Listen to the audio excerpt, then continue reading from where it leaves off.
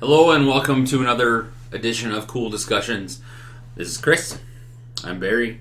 Today we're going to talk about something that's hitting a little closer to home and that's affecting a lot of people in northern Alberta, and that's the fires that are running rampant in Fort McMurray, Alberta. In case you don't know what's happening, there's been wildfires up in northern Alberta. It's about 8 hours north of where we are. We're in Calgary. They're in Fort McMurray. They had to evacuate the whole town. Just 80,000 people, about 80,000 people now. The size of the fire yesterday was estimated about 90,000 hectares. And today, I just on the radio driving here to do this show, it's over 150,000 hectares now. Now, to give you a little bit of a size comparison, Calgary is only about 85,000 hectares. So this fire is bigger, almost twice the size of Calgary right now. So that would be all of Calgary up in flames from border to border, border to border. Plus. Double. So it's a pretty big fire. Everybody in the whole town has been forced to either, and it wasn't like it was a fast get the fuck out of there. This was 8 o'clock in the morning. Everybody's driving to work, doing about their day. 10 o'clock in the morning, going, our town's about to burn down. Get the hell out of here. Yeah, collect as much as you can. And now there's a whole bunch of neighborhoods out there. There's some that are untouched, but a lot of them have, a lot of lost homes and stuff like that. And they can't control it. The firefighters up there they're just saying it's impossible. It's too big. There's too much. They're doing what they, from what I understand, in the town, they're water bombing the essential services, like the water filtration. They're making sure that infrastructure doesn't get damaged, so when they go back in there to rebuild it, that they have the necessities. It'll take less time to rebuild if you don't have to build the big things. If you have to rebuild the big things, there's a possibility that the town might not be rebuilt. Now, for those of you who don't know, Fort McMurray is a very, it's where a lot of people go to work for oil rigs and stuff like that. A lot of oil companies, that's kind of their hub, their home bases and stuff like that are up there. So it's a major part of Alberta. It's definitely a major part of Alberta. So for this to be happening is pretty big. Now, there's a lot of ways to donate. Obviously, the Red Cross. You can donate physical goods, cash. They're saying that they prefer cash right now, the Red because Cross cash can be turned like physical things are good. Obviously, if you can find a list of stuff that's needed for like evacuee centers and stuff like that. Obviously, they need like water, toiletries, clothes, stuff like that. Because when you have nothing, could you imagine losing everything except the clothes on your back and probably one suitcase? Great, that would suck. And the government has stepped up. They've said that they're going to come with a plan next week. I saw something on the Twitters on Rachel Notley's, that's our premier, on her Twitter, saying that each adult's going to receive like $1,250 or something like that, and each dependent is going to get like $500. So it's not a lot, but it's a little something to help. This is kind of where this conversation is coming from. It's going to be, is the government the best option to handle crisis? They're getting criticized a lot for taking so long to declare a state of emergency. Our premier was asked. The town declared a state of emergency away. They did declare a local state of emergency. Yeah, and so but a province-wide state of emergency. You have to. Oh, is that what it was? That's what they were. They asked our premier, "Are you going to do a province-wide state of emergency?" And her reply was, "Well, we don't feel we need to because we have all the power that we need." Right, and I'm like, that to me that kind of went. I went. Because I thought when you declare a state of emergency, it gives you, in a sense, like the martial law type thing. You know what I mean? But apparently, they already have that type of power. But they did declare a state of emergency like a couple hours after that because everybody was mad as hell. No, but okay. Oh, wow, I'm defending the government. Hey, look, what a surprise. State of emergency over the entire province might not have been necessary because you don't need to worry about Calgary or Edmonton or anything like that. What they had was they had the power to do what they needed to do in the area they needed to do it. Well, I think the only difference that I saw after they declared the state of emergency for the whole province was that all it allowed them to do was ask for outside help from other provinces. Okay. That's the only difference between what they could do without and what they could do with a state of emergency. But by then, for that matter, by then we had Alberta had already been receiving help from Atlantic provinces, BC, Saskatchewan, Quebec. Now this might be more of an American thing, but in Canada, generally, if there's a state of emergency anywhere, Canada steps up. You don't generally have to worry about people being selfish or anything like that. Oh, definitely. Everybody stepped up all over. A great example of this is the Syrian refugees. People who have come to Canada with nothing, have actually set up a page for them to donate stuff to help these people. They're using the same page that helped them to help the guys and people in Fort McMurray. Exactly, and it's just like, you know what, these guys have nothing and they're giving something. Good for them. This is a great example of just how Canada as a whole steps up. It's like the Atlantic provinces within 24 hours, they were already airlifting supplies out to Alberta to help them out. Quebec was promising to send 2 or 3 water bombers to go out there to help fight the fire. Fires are unfortunately very common at this time of year. It's because it's very dry. We've had a very dry start. We've had a very bad dry winter. We've had a lot of record high temperatures and stuff like that. So, but we don't know what started. Nobody knows what started it. It could have been speculation. Could have been from somebody throwing a cigarette butt out the window, or it could have just been somebody driving an ATV. So right now, Alberta has put a complete province-wide fire ban, ATV ban. You're not allowed to do any of that kind of stuff in the backwoods because there is potential for other wildfires. Yeah, and as is, because it's fire season, firefighters are out dispatched everywhere, helping out everything. So it's really hard to say, we're going to send you half our firefighting force because there's if we have a problem here, the other half isn't going to be big enough to fight it. So it's a balance between getting enough resources there and making sure you still have enough resources to fight something that might happen in your own backyard. Yeah. So it's a really difficult thing to have happen. It's very difficult. It sucks. I couldn't imagine having to live out of my car or live on a cot in a gymnasium. You know what I mean? And it's like, so now these people they have a battle ahead of them. It is an unfortunate thing it's going to affect 80,000 people long after it's out of the news. 2 or 3 years. Like Slave Lake, as a fire that happened, it destroyed the whole town. It was only 9,000 people, and you know what? They haven't rebuilt since then. They do have structures in there. I think container houses. Drop and plop type thing, and people can live in them, but they're not like the homes that they used to have. It still takes time to rebuild, so it's something that's going to be. And that's kind of where my question is where does the government line stop for aid, and where does the private sector start? You know what I mean? It's like the Red Cross right now is obviously putting in. They've raised $29 million, something like that. I heard almost $30 million, and the provincial government's going to match it. Federal government's going to match it. So I have no idea the cost to relocate 80,000 people. I don't know how.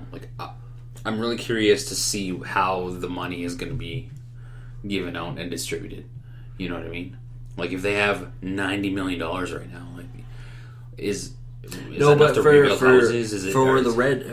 the Red Cross, for everything that's being raised for the Red Cross, it's simply getting supplies in, paying for housing, gas, food, water, shelter. That's what their money goes towards paying. Yeah. So, in regards to your question, who's better to deal with it? It's like agencies like the Red Cross have been doing it for an incredibly long time. They're well equipped to do it. They deal with floods, famines, disease, anything that bad happens. The Red Cross is there. So getting rid of the Red Cross, I don't think, No, and it's definitely not. replacing with anything would be counterproductive. Silly, yeah. As well as the Red Cross isn't beholden to anybody. It's not like somebody owns them. Yeah. It's not like a businessman owns them. It's not like a government owns them. It's not like a country owns them. The Red Cross goes anywhere and everywhere. In regards to businesses, like the private sector,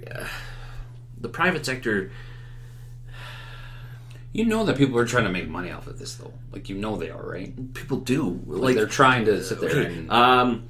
Insider information, but like at Walmart's, all their water is being bought up, right? Bought up.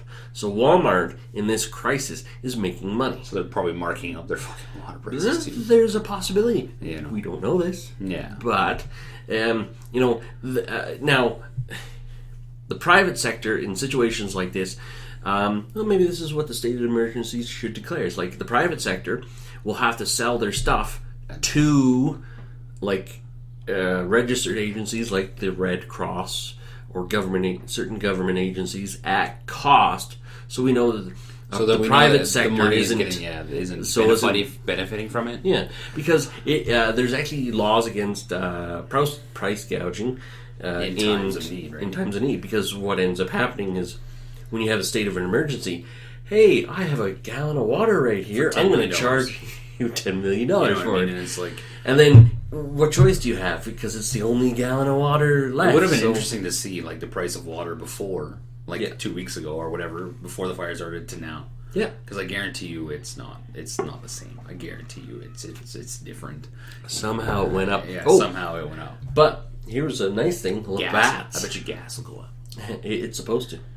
Yeah. Labatt's brewery stopped production of beer and made 200,000 cans of water.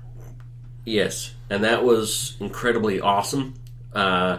And they even got a little bit of advertising out of it because it was in the papers and stuff like that on the news. See, everybody has a little bit of. But that's the thing. Okay, one, they did it, right? As a company, they don't have to do that. No, I get it, but why did you do it? Well, okay, this is part of my issue. This is part of my issue with this whole thing. Okay, everybody's stepping up and it's fantastic. It's great. Everybody's doing this. Everybody's doing that. But it's like, why can't you just buy the water, send it up, and not make a big deal of it? Why do you have to put it in the newspaper, put it on the Facebooks, put it on the radio? I know you have to collect. You're collecting donations. Okay, fine. I need to collect donations because I'm doing this. But Labatt, we made 200,000 cans of water. They could have just did it and not told anybody. The news. But no, they did it because they know that it's good publicity. Like 5 NHL teams in Canada, I think, a few NHL teams in Canada have donated $100,000. Why didn't you just do it silently? Write them a check. Don't say anything about it because you're using a bad situation to make yourself look good. True charity doesn't need recognition. Yeah. So, okay, but that's the thing. Okay, one, it's a very, very media saturated environment that we live in nowadays. Yes. The 24-hour news cycle. So, we get it. You got to talk about news and you got to talk about the good stories. And you know what? Even if Labatt had just shipped the water there, somebody would have found out. Somebody would have found out, and then it would have been in the news. But it would have been cool to just find out. Oh my God, we got this from Labatt. Thank you very much. And then somebody went to Labatt and said, "Hey, we noticed you guys did this." And then you break a story. Hey, we're stopping beer production to do this. It's like, well, okay, cool. That's awesome of you guys. But this is what I was thinking was really cool. Labatt, they made not beer cans. They made Labatt water cans, and it actually said Labatt clean drinking water on it. Personally, I think whatever. You get something just having a little can. Yeah. I think that's kind of neat. So I just my worry isn't so much the like right now what's happening. Everybody's stepping up to take care of it. My worry is more of the 6 months from now, a year from now, when person A is still without a house and fighting with their insurance company. And I was talking about this with my wife the other day, and I said, this is where I think like somebody like the Red Cross. Okay, fine. If you're somebody who has the ability to donate like money, so say like the Oilers and the Flames and the Jets and the NHL, they all donated $100,000, right? So say instead of just taking that $100,000, putting it into a big pool, right? Why don't we keep that $100,000 segregated? Match up. I don't know how many people do you think $100,000 could say it could help 10 people for a year, right? You match them up directly with these 10 families, and you're in constant communication with them over the time of need to get them what they need specifically. You know what I mean? Oh, I'm moving into a new house. My house is rebuilt. I need a moving company. Can you guys help me out with that? Yeah, no problems. How much is it going to cost? Oh, you guys, the furniture's coming or whatever. You know what I mean? You got insurance money. You guys need help with logistics, anything like that. We're here to help, right? Now, I don't know because I've never been in that type of situation, so I don't know if the Red Cross does that type of thing. No, I don't think so. But, I think it would just be more beneficial long term for something like that, where if you have the money, you go, okay, we're going to... So if the Red Cross even had a section where they go, okay, we're going to match you up with this counselor person. This counselor person has X amount of dollars at their disposal to help out 10 families, 10 people in need. And we're going to talk with you all the time. We're going to be in constant communication for what you need. You need gas, something happened to you need something for your pets, for your kids, whatever, you know what I mean? So it's more of a specific, not just, here's a whole bunch of crap. Here's a whole bunch of, not crap, but here's a whole bunch of, clothes. And unfortunately, if you're a bigger person or if you're different, sometimes these clothes won't fit you or something, you know what I mean? Or if you have a special allergy or something like that, right? Even special needs people. Yeah, certain clothes. To be more specific, to be more specific to each person's need, you know what I mean? And I'm not talking about right now. I'm talking about in the future. Yeah. So that these people help, because who knows? We had the floods a while back here in Calgary, and I haven't heard what's going on with them. People are probably still fighting with their insurance companies. Oh, okay. Stop right there. Insurance. Right off the bat, I found this really, really in bad taste. Now, I get it. Insurance people have steps and standards and procedures that they got to go through. However, to find out that the insurance people are saying, you guys, anybody affected by the fire should be making a claim right now, and it's just like. Yeah, that's probably the last thing on your mind. Yeah, it's like, the first thing on your mind should be, okay, I gotta find shelter, food, and make sure my family's safe. Yeah. Insurance should be somewhere down there. Yeah. And it's like the Calgary flood is a great example.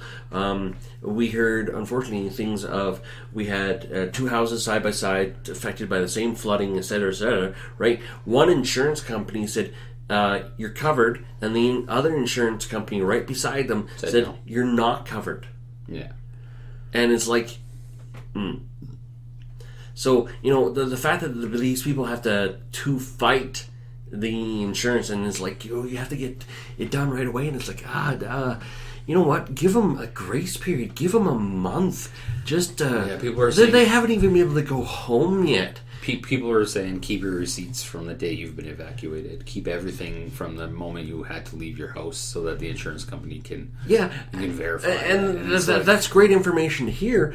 But you know what? I think as a whole, insurance companies should go, here's a step-by-step list of what you need to do in case of an emergency. They know the date. The insurance companies know the date. Yeah.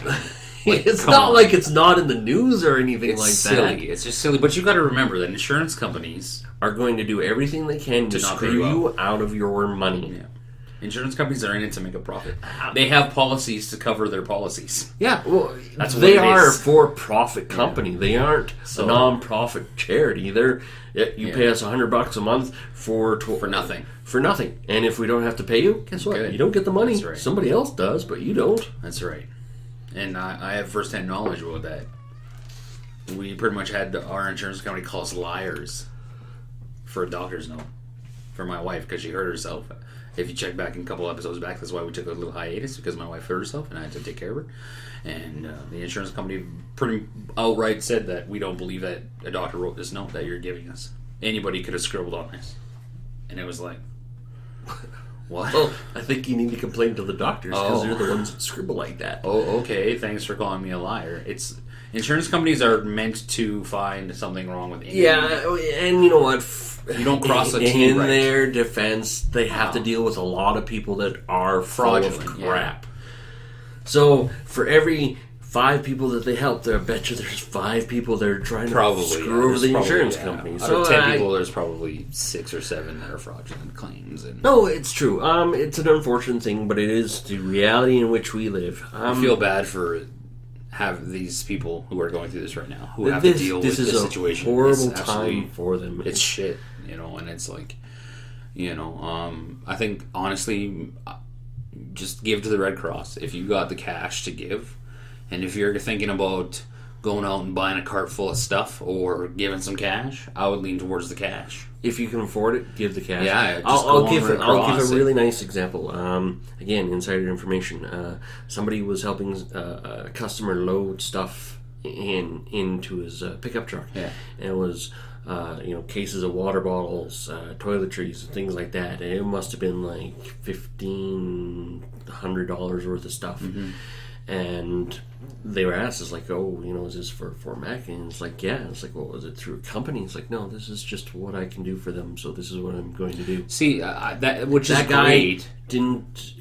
He didn't even want people to know. He was very just. It's great, but I just think personally that if just give the money to Red Cross, because, like we've stated before, this was very, very early on. So unless you know of, like, if you're close, there's a whole bunch of evacuees in Edmonton staying in places that need stuff probably. So that's fine. Okay, in tragedies there are always great examples of human outpouring of help. But I think some people might take it as a way to get rid of their stuff too. It almost seems that way too. It does. You know what I mean? Because I've heard on the news people giving things that they shouldn't be given, like giving perishable food. It's like, what are you doing? Oh, well, okay, the thinking might be, it's not like it's going to sit there. No, it's going to be eaten right away. So the reason why the food bank doesn't want perishable foods is because stuff does sit on the shelf for a long time. I totally get it. And so, I'm not knocking people for doing what they're doing. That's not what I'm doing. If you're watching this and thinking I'm an asshole for knocking people, I'm not. I'm not at all. Unfortunately, there are assholes out there in times of tragedy. But did you hear some of the tweets? Yes, we'll get to that in a second. Okay. I gotta finish my thought. But I know that if I was in a situation, yes, I need to be fed. Yes, I need to be clothed.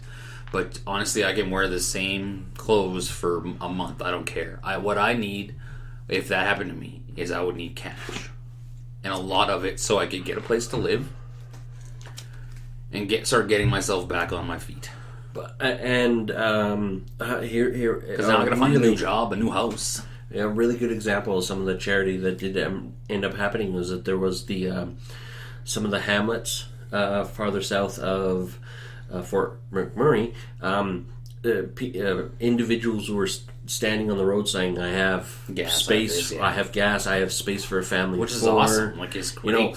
People are opening up their doors. The Edmonton Expo Center. Northland's open there. They said, you know what, we got you guys room can for all come here, and it's been great. It is. It has been great. My concern is just for down the road. We're all going to forget about these people in a month when it's not the first thing on the news.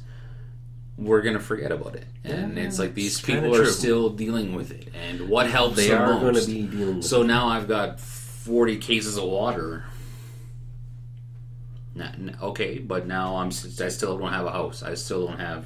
I'm fighting with my insurance company. Now I'm, you know what I mean. It's and even if everything goes really smooth, it's not like a house is going to be built in a day. Yeah.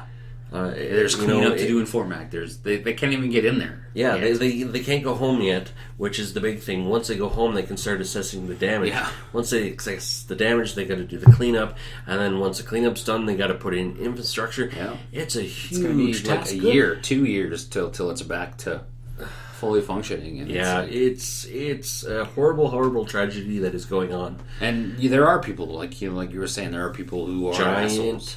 Giant dicks. Putting out tweets and trying to grab that fame off of it, or try to grab that I'm going to say something that goes viral, and it's like, it's sickening. It's absolutely disgusting what people say. People are like, oh, it's karma because Fort McMurray is causing all this climate change bullshit, and it's like, okay. Oh man, do you drive a car? Yes. Okay, shut up. Do you go to the movies? Do you do anything in life?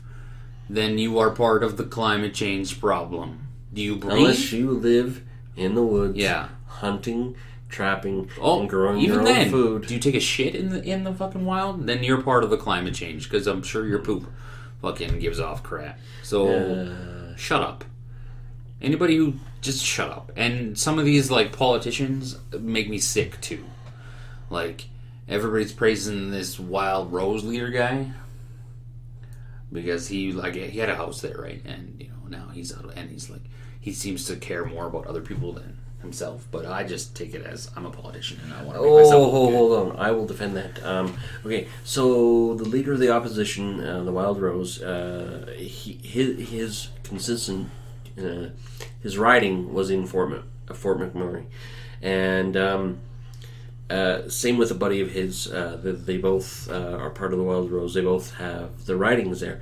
Now they both left the legislate during the middle of a session once they found out this was going on. Mm-hmm. The one buddy actually grabbed his fire gear because he used to be a firefighter. He's fought forest fires before, and he grabbed his gear because it's like, you know what, I got to do something. Okay, I understand that. Okay, that looks good in theory. You know, but like, okay, he was a firefighter, and you know what, if he still has the gear and he goes up and the firefighter people that are there say, yeah, you're okay to do this. It's good in theory, but I look at it this way. If you're in war, you don't have your top leaders running into the field when things go bad. You have them kind of standing back making plans, right? But everybody's mad at Trudeau and not like, oh my God, I can't believe I'm going to go down this road here. But people are mad at them because they're not flying here and flying and helping and getting their hands dirty, and it's like, well, isn't that... We have people on the ground to do that. They're like the leaders, which I'll use that term loosely, very loosely.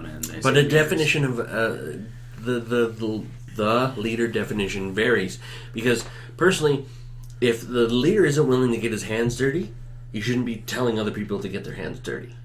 But that's why a leader in previous acts should have been, you know, like that's why you are a leader now, is because you've previously proven that you're willing to do hands-on stuff. Okay, the Prime Minister, Prime Minister Stephen Harper, when he was Prime Minister during the Calgary floods, him and his wife were there in the middle of the flood. Yeah, but you can't go in the middle of a fire. No. Okay. The one guy who's a firefighter, yes. The other guy, they can't go in the middle of a fire and be like, hey. Yeah, okay, but the other guy, he is a representation of the people in the government. So he going out there and helping these people. I would rather have them working together in a